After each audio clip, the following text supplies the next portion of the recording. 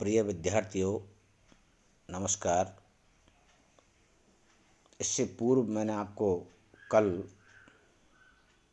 जो अध्ययन कराया था उसमें सभा के संबंध में विस्तार पूर्वक अध्ययन कराया था कि सभा क्या होती है, सभा किसे कहते हैं और सभा कौन बुला सकता है, सभा की क्या बुलाने की क्या विधि होती है और सभा बुलाने के जो कार्यवाही विवरण है, जो एजेंडा है, वो किस तरीके से दिया जाता है, कैसे उसकी सूचना दी जाती है, किस माध्यम से सूचना दी जाती है और सूचना देने का तरीका क्या है और सूचना की अवधि क्या होती है के बारे में विस्तार पूर्वक अध्ययन कराया था।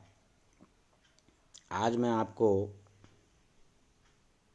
परीक्षा की दृष्टि से आपसे पूछा भी जा सकता है, सभा की कार्यवाहक संख्या या गणपूर्ति, दोनों तरीके से आपसे पूछा जा सकता है कि कंपनी की सभा की कार्यवाहक संख्या क्या होती है या उसकी गणपूर्ति से आप क्या समझते हो। कोरम ऑफ मीटिंग, कोरम की पूर्ति होना अत्यंत आवश्यक है। जब तक सभा में के सदस्यों, कुल सदस्यों के अनुपात में कोरम जो जितना आवश्यक होता है भारतीय कंपनी अधिनियम के विधान के अनुसार, यदि वे सभी सदस्य, उतने सदस्य उपस्थित नहीं होते हैं तो वह सभा की कार्यवाही वैधानिक नहीं होती है, या तो वह सभा स्थगित कर दी जाती है और यदि उस सभा में किसी प्रकार का विचार विमर्श करके निर्णय ले लिया जाता है तो वह मान्य नहीं होता है। कार्यवाहक संख्या या गणपूर्ति सभा के सदस्यों की वह न्यूनतम संख्या है। मतलब इसके अर्थ के रूप में आप जानिए, इसके परिभाषा के रूप में आप जानिए कि कार्यवाहक संख्या या गणपूर्ति सभा के सदस्यों की वह न्यूनतम संख्या है जो किसी सभा को वैधानिक रूप से संचालन के लिए उपस्थित होनी आवश्यक है।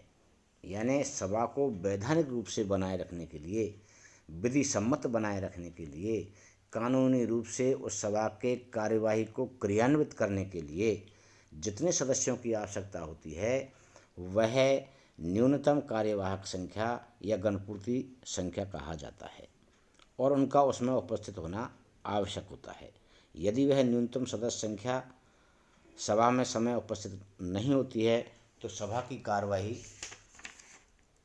प्रारंभ नहीं की जा सकती है। यदि इस न्यूनतम संख्या की उपस्थिति के बिना सभा का संचालन कर भी लिया जाता है तो वह सभा अनियमित मानी जाती है, अवैध मानी जाती है और उसके द्वारा की गई समस्त कार्रवाई अवैधानिक होती है। किसी भी तरीके से यदि ऐसी सभा द्वारा कार्रवाई की जाती है जिसमें गण की पूर्ति नहीं हो, कार्यवाहक संख्या उपस्थित नहीं हो, कोरम की पूर्ति नहीं हो, फिर भी यदि किसी प्रकार का निर्णय किया जाता है तो वह निर्णय गलत होगा और उस सभा का संचालन भी अवैध माना जाएगा। भारतीय कंपनी अधिनियम के प्रावधानों के अनुसार सभा में गणपूर्ति होनी चाहिए। अधिनियम की व्यवस्थाओं के अनुसार मैं आपको ये बताना चाहता हूँ कि भारतीय कंपनी अधिनियम की व्यवस्थाओं में क्या व्यवस्थाएं दी गई है, जिसमें एक सार्वजनिक कंपनी की सभा में, यानी एक जो सार्वजनिक कंपनी होती है उसकी सभा में कोरम पूर्ति, गणपूर्ति की संख्या 5 सदस्य होते हैं। यानी कम से कम कंपनी की जो सार्वजनिक कंपनी है उसकी सभा में कम से कम 5 सदस्यों का उपस्थित होना अनिवार्य है और जबकि प्राइवेट कंपनी में केवल 2 सदस्य ही गणपूर्ति के लिए आवश्यक होते हैं, पर्याप्त होते हैं। कोई भी कंपनी अंतर्नियमों द्वारा इस कार्यवाहक संख्या को कम नहीं कर सकती। अंतर्नियमों के बारे में मैंने स्पष्ट रूप से बताया था कि वे सभी नियम या नियमावली जो कंपनी के दिन प्रतिदिन के कार्य को संचालन करती है और वे कंपनी के रजिस्ट्रार द्वारा अंतर्नियम प्रस्तुत करते समय बनाए जाते हैं, उनमें उनके द्वारा कार्यवाहक संख्या को भी कम नहीं किया जा सकता। सार्वजनिक कंपनी में 5 और निजी कंपनी में 2 सदस्य होना अनिवार्य है, क्वारम की पूर्ति करने के लिए। वह इसमें वृद्धि जरूर कर सकते हैं, यानी कंपनी अंतर्नियमों द्वारा इस कार्यवाहक संख्या को कम नहीं कर सकती, लेकिन वह इसमें वृद्धि कर सकती है। कोई कंपनी जब अपने अंतर्नियमों में गणपूर्ति हेतु अधिक संख्या का उल्लेख करती है तो उस कंपनी की सभा तभी वैध होगी जबकि गणपूर्ति के लिए उतने ही सदस्य उपस्थित हो।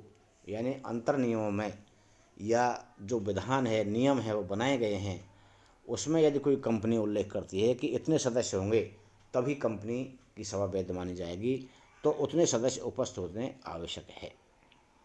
कंपनी के सदस्यों की सभा में कार्यवाहक संख्या या गणपूर्ति के संबंध में कुछ प्रावधान है और उन प्रावधानों का पालन करना बहुत आवश्यक है। उसके बिना कंपनी की जो सभा होती है वो वैधानिक या विधि सम्मत नहीं मानी जाती है। पहली है गणपूर्ति का होना अनिवार्य है, जो मैंने पहले आपको इसकी परिभाषा में, इसके अर्थ में बताया था कि किसी भी सभा की वैधता के लिए गणपूर्ति का होना, क्वारम का पूर्ति होना आवश्यक है। गणपूर्ति के बिना या कार्यवाहक संख्या के बिना यदि सभा संचालित की जाती है तो वह अवैध मानी जाती है। गणपूर्ति या कार्यवाहक संख्या, गणपूर्ति संख्या कंपनी के अंतर्नियम द्वारा निर्धारित की जाती है, किंतु यहाँ संख्या अधिनियम में निर्धारित संख्या से कम नहीं हो सकती। अधिनियम चाहे तो सार्वजनिक कंपनी की दशा में 5 और निजी कंपनी की दशा में 2 होते हैं, यदि 2 सदस्यों के व्यक्तिगत रूप से सभा में उपस्थित होना आवश्यक है। गणपूर्ति की गणना, गणपूर्ति गणना जो गणपूर्ति है, क्वारम की पूर्ति है, उसकी संख्या की गणना करने के लिए केवल कंपनी के सदस्यों को गिना जाता है। प्रतिपुरुषों को गणपूर्ति संख्या की गणना में सम्मिलित नहीं किया जाता है, किंतु कुछ परिस्थिति ऐसी है उसमें गणपूर्ति संख्या की गणना में सम्मिलित किया जा सकता है। यदि किसी कंपनी को कोई अन्य कंपनी यदि किसी कंपनी की कोई अन्य कंपनी ही सदस्य हो तो उस कंपनी का प्रतिनिधि। यदि किसी कंपनी में राष्ट्रपति या राज्यपाल सदस्य है तो उसका प्रतिनिधि भी मान्य होगा। यदि कंपनी की सभा में पूर्वाधिकार अंशधारियों के हितों को प्रभावित करने वाले प्रस्ताव को पारित किया जाता है तो उन अंशधारियों की संख्या को भी हम गणपूर्ति में शामिल कर सकते हैं। नेक्स्ट है गणपूर्ति के संबंध में मान्यता। कंपनी की सभाओं के संबंध में यह एक सामान्य मान्यता है कि जब तक सदस्यों की गणना नहीं की जाएगी तब तक यही माना जाएगा कि सभा में गणपूर्ति थी। एक व्यक्ति से गणपूर्ति, सामान्यतः गणपूर्ति या कार्यवाहक संख्या की उपस्थिति के बिना सभा अनियमित एवं अवैधानिक मानी जाती है। जब तक कि क्वारम की पूर्ति नहीं होती है तो सभा अनियमित एवं अवैधानिक मानी जाती है, किंतु कुछ अपवादजनक परिस्थितियों में गणपूर्ति न होने, यहाँ तक कि एक सदस्य के उपस्थित होने पर भी वैध सभा हो जाती है। वे अपवादजनक परिस्थितियाँ निम्नलिखित है।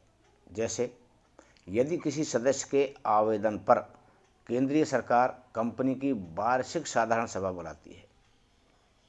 यदि कोई कंपनी का सदस्य आवेदन करता है और उस आवेदन पर केंद्र सरकार कंपनी की वार्षिक साधारण सभा बुलाती है या बुलाने के लिए कंपनी को आदेश देती है, तो केंद्रीय सरकार का यह निर्देश दे सकती है कि इस प्रकार की सभा में एक व्यक्ति की उपस्थिति ही गणपूर्ति मानी जाएगी।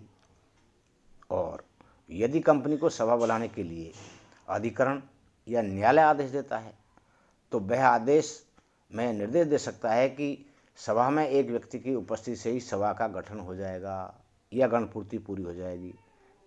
दोनों चीज़ स्पष्ट है, अधिकरण द्वारा, न्यायालय द्वारा और केंद्र सरकार द्वारा। और कभी कभी ऐसा भी हो सकता है कि कंपनी की विभिन्न प्रकार की अंश पूंजी में से किसी एक वर्ग के समस्त अंश किसी एक ही व्यक्ति के पास हो। कभी कभी ऐसा संभव है कि कंपनी की विभिन्न प्रकार की अंश पूंजी में से किसी एक वर्ग के समस्त पूरे ही अंश किसी एक व्यक्ति के पास हो। ऐसी स्थिति में उस एक व्यक्ति की उपस्थिति से भी सभा का गठन हो जाता है। ऐसा ऋण पत्राधियों के संबंध में भी हो सकता है। एक व्यक्ति ही कंपनी द्वारा निर्गमित समस्त ऋण पत्रों को खरीद लेता है। ऐसा होने पर वह अकेला व्यक्ति ही ऋणदाताओं की सभा का गठन कर सकता है। यदि कंपनी की किसी सभा में निश्चित समय पर न्यूनतम कार्यवाहक संख्या के बराबर सदस्य उपस्थित नहीं होते हैं, यदि किसी कंपनी की सभा में निश्चित समय पर न्यूनतम कार्यवाहक संख्या गणपूर्ति संख्या के बराबर सदस्य उपस्थित नहीं होते हैं तो आधा घंटे तक प्रतीक्षा की जाती है। यदि आधा घंटे में न्यूनतम कार्यवाहक संख्या में सदस्य उपस्थित नहीं होते हैं तो वह सभा अगले सप्ताह के लिए उसी दिन, उसी समय, उसी स्थान पर स्थगित कर दी जाती है। इस स्थगित सभा के समय से आधा घंटे तक प्रतीक्षा करने के बाद भी सभा में कार्यवाहक संख्या उपस्थित नहीं होती है तथा इस सभा में एक भी सदस्य उपस्थित है तो उस एक सदस्य को ही मान लिया जाएगा। आपके समझ में पूरी तरीके से आ गई होगी कि जब किसी मीटिंग में क्वोरम पूर्ति के लिए मीटिंग बुलाई जाती है और निश्चित समय पर क्वोरम की पूर्ति नहीं होती है या निश्चित क्वोरम पूर्ति हेतु जो संख्या है वह उपस्थित नहीं होते हैं तो आधा घंटे तक उसका इंतजार किया जाता है और आधा घंटे बाद वह सभा अगले सप्ताह के लिए स्थगित कर दी जाती है। उसी समय पर, उसी स्थान पर और उसी दिन वहाँ पर रखी जाती है। उस समय यदि सभा में क्वोरम की पूर्ति नहीं होती है और फिर आधा घंटे तक इंतजार किया जाता है, आधा घंटे बाद भी यदि उपस्थित नहीं होते हैं तो एक सदस्य के उपस्थित होने पर भी सभा की कार्यवाहक संख्या या गणपूर्ति या उसी क्वोरम की पूर्ति मान ली जाती है।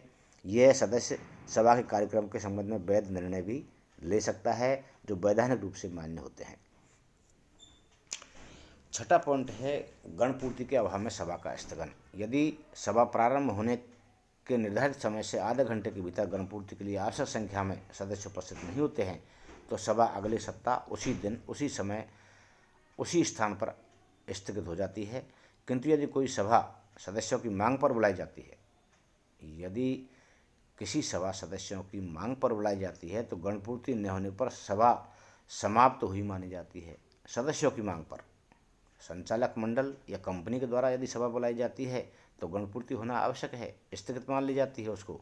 लेकिन यदि कोई सदस्य बुलाता है तो गणपूर्ति न होने पर सभा समाप्त मानी जाती है। स्थगित सभा का आयोजन, जब स्थगित सभा आयोजित की जाती है तो उस सभा में भी समय से आधे घंटे के भीतर कार्यवाहक संख्या उपस्थित नहीं होती है। स्थगित सभा में, पोस्टपोन्ड जो सभाएं होती हैं उसमें सभा में भी आधा घंटे के भीतर यदि कार्यवाहक संख्या उपस्थित नहीं होती है तो जितने सदस्य उपस्थित हैं उस सभा के लिए उन सदस्यों की संख्या को ही कार्यवाहक संख्या मान लिया जाता है। गणपूर्ति की उपस्थिति का समय, गणपूर्ति के लिए सदस्यों की न्यूनतम उपस्थिति का समय है। यह महत्वपूर्ण प्रश्न है। अधिनियम में व्यवस्था दी गई है कि भारतीय कंपनी अधिनियम के अंतर्गत सारणी ए के नियम 49 के अनुसार सभा की कार्यवाही होते समय गणपूर्ति होनी चाहिए। लेकिन परंपराओं, विधि विशेषज्ञ राय के अनुसार सभा के दौरान तथा मतदान के समय कंपनी की सभा में गणपूर्ति हो यह आवश्यक नहीं है। इसके अतिरिक्त जब तक सदस्यों की संख्या की गणना नहीं की जाएगी तब तक यह माना जाएगा कि गणपूर्ति थी। तो ये मैंने आपको आज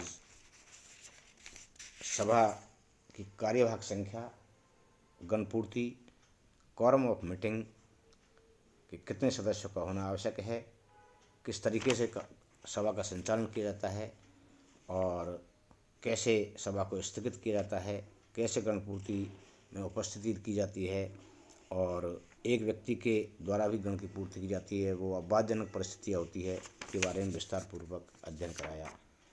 धन्यवाद।